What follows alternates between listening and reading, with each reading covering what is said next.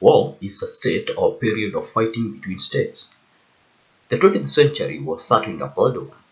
Throughout the two world wars, tens of millions of people were killed, countries' economies collapsed, and some of the world's strongest empires were brought to their knees. War is sadly part and parcel of human history. As far as we can tell, humans have been at it for as long as our species has existed on this planet, and animals were in conflict before us. Some of the earliest evidence of warfare was unearthed in Kenya, where anthropologists uncovered remains of people who had died violently sometimes between 9,500 years and 10,500 years ago. The earliest scientifically dated evidence of organized human violence, World War III, are names given to a hypothetical third after World War One and World War II. What would trigger or lead to this war? Media. Media has been known to create false alarms, especially when there are tensions between countries. For example, Russian state television stated that the Third World War had now begun, telling Russians to recognize that the country was now fighting against NATO infrastructure, if not NATO itself. In Ukraine, in 1944, American and European journalists formed a Society for the Prevention of World War III to pressure the US government to impose a harsh peace treaty on post-war Germany to keep the nation from launching its Third World War in half a century. Similar fears were voiced after 1945 at many points during the Cold War. During the Korean War, the Cuban Missile Crisis, the Vietnam War, journalists expressed fears that the planet was on the brink of a Third World War. When the Soviet Union invaded Afghanistan in 1980, for example, newspapers published alarming headlines such as "This may be World War III" and "Has World War III begun?" In all of these cases, the invocation of World War III was meant to warn of the potential danger of regional conflict escalating into a global catastrophe. Freshwater. World War III might be fought over the scarcity of water if things don't change soon, according to a NASA study. In the 20th century, world water has grown twice as fast as the world population, and the water supply is diminishing around the world. This is due to climatic changes and human consumption. Humans can survive and certainly cannot live without access to water. NASA recently came out with a mapped study revealing that 21 of the world's major 37 water sources are distressed, largely because of climatic change or overuse from human consumption. Many of these correlate with conflict regions or areas of high tensions, such as border between China and India.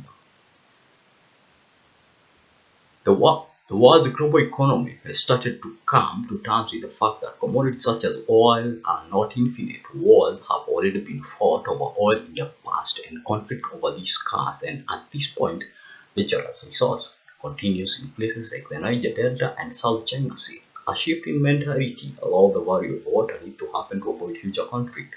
You have heard statements like there is enough food in the world to feed every hungry individual, but have you heard that there is enough water?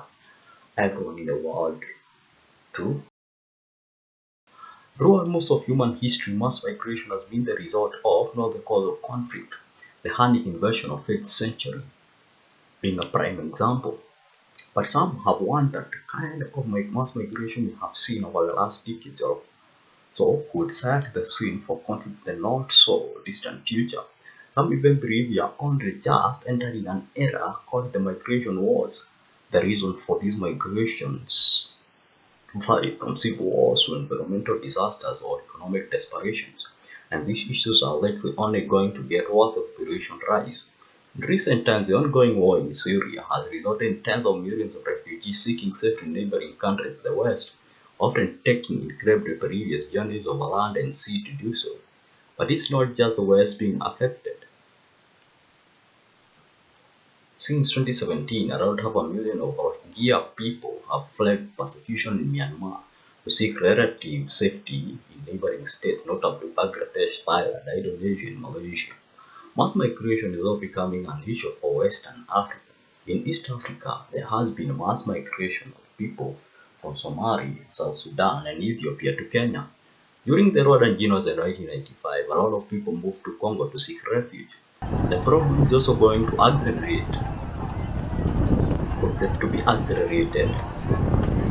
The problem problem is also being accelerated by technology, as access to information about the quality of life or perceived quality of life in other parts of the world is now readily accessible. Such large influxes of new people cause understandable trepidation and very real pressure on the infrastructure and economy of native populations.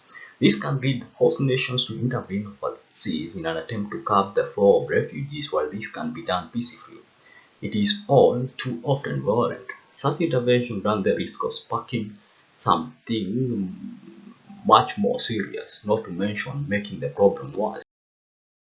This factor. War could erupt China. War could erupt as China's economic and military power continues to rival that of the United States. The Taiwan factor is another reason that could trigger war between China and USA. The USA acknowledges Taiwan as a sovereign state, but China does not. China believes that Taiwan is part of it. If China attacks Taiwan, war might erupt between these two superpowers. Tensions between countries, for example, Congo and Rwanda, attacking increase over oil and gas trading lies in contested parts of the Aegean and Mediterranean Sea. That oil and gas rich Iran and the US over Iran's growing influence in the Middle East and its nuclear program.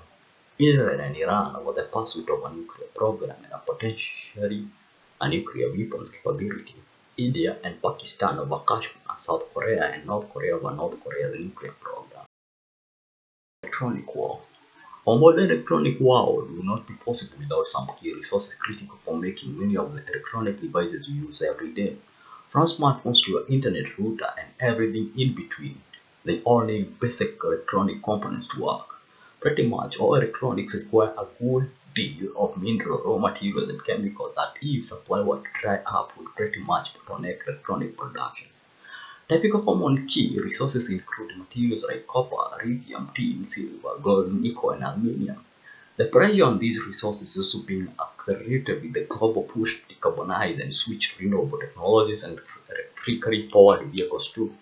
Some of the key resources like lithium, for example, are not universally abundant or available, and maintaining access to them has become something of a national security issue for many nations. One particular place that has some of these materials in abundance is Afghanistan.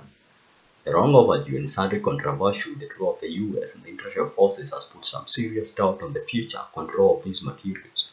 If access to these materials is hampered artificially in any way, this could cause some of the serious tensions around the world. Depression. World economic depression can lead to social unrest and diplomatic tensions, including technological disruption, a record-breaking migration crisis, anxiety over globalization, political polarization, and rising nationalism. All these can lead to a global war.